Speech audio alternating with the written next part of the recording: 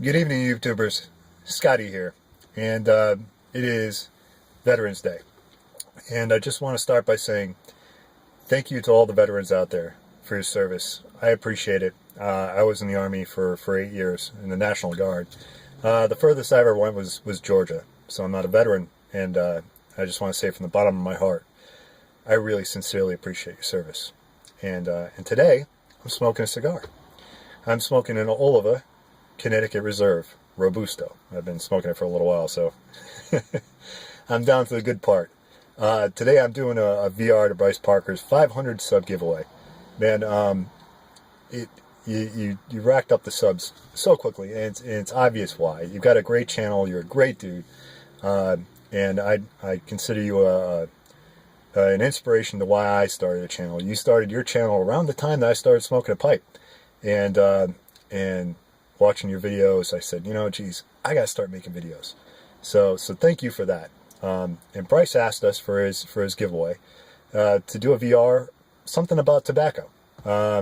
Maybe something a little weird. I don't really have anything weird, but I live in Connecticut. So I wanted to talk to you all about Connecticut tobacco and where we get these wrappers from and where they came from and the evolution to what we have nowadays. So to do that, you have to go way back when, before there was a Connecticut. The Native Americans here grew tobacco in the Connecticut River Valley. So, and really from here all the way up through Massachusetts, they grew tobacco.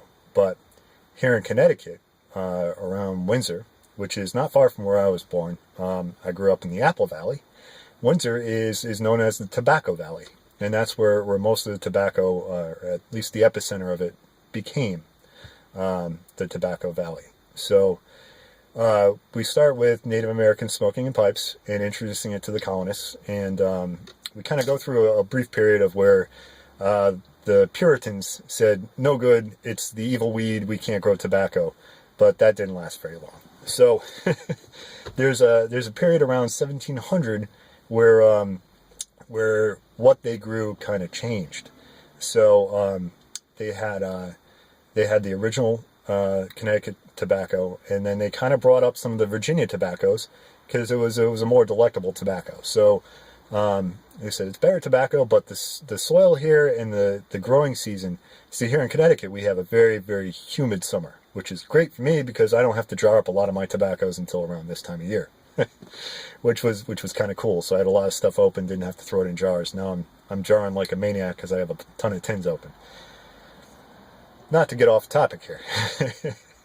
So they go from the original Connecticut tobacco to the Virginia type, and now tobacco starts becoming more in vogue, and the production just grows exponentially to where we have like 20,000 acres of tobacco being grown, right? They started experimenting to kind of compete with other markets, and as they started exporting to Europe, they bring in the Havana seed from Cuba and start making that. Well, after a little while, demand grows and the reputation grows.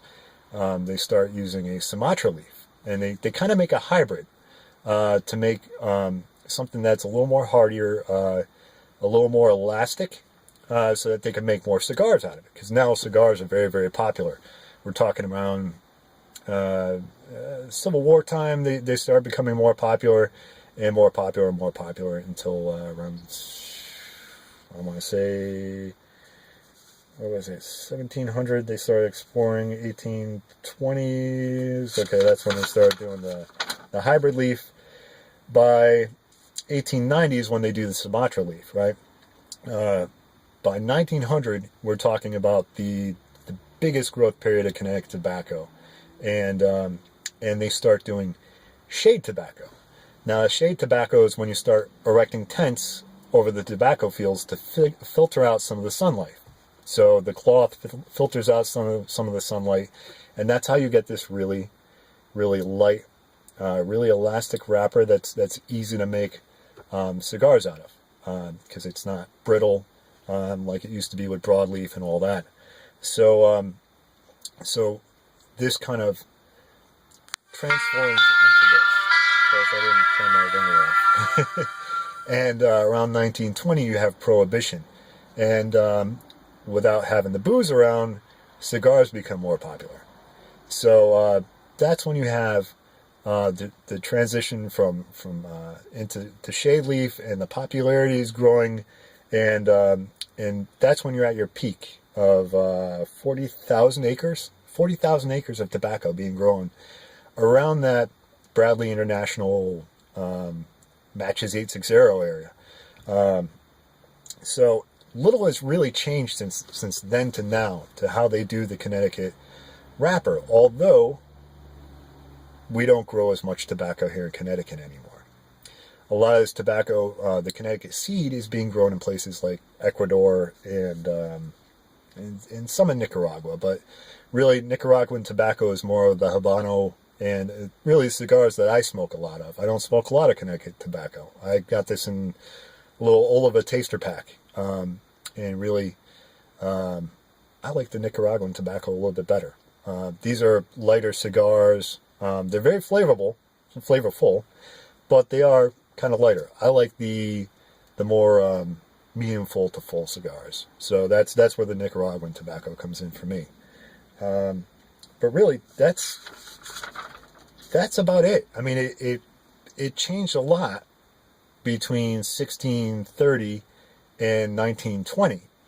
But from 1920 to now, apart from where it's grown, because really we only have about, let's see, in the 90s there was only about 2,000 acres being farmed, and then around 2000, when cigars became popular again, it grew to about 8,000 here in Connecticut.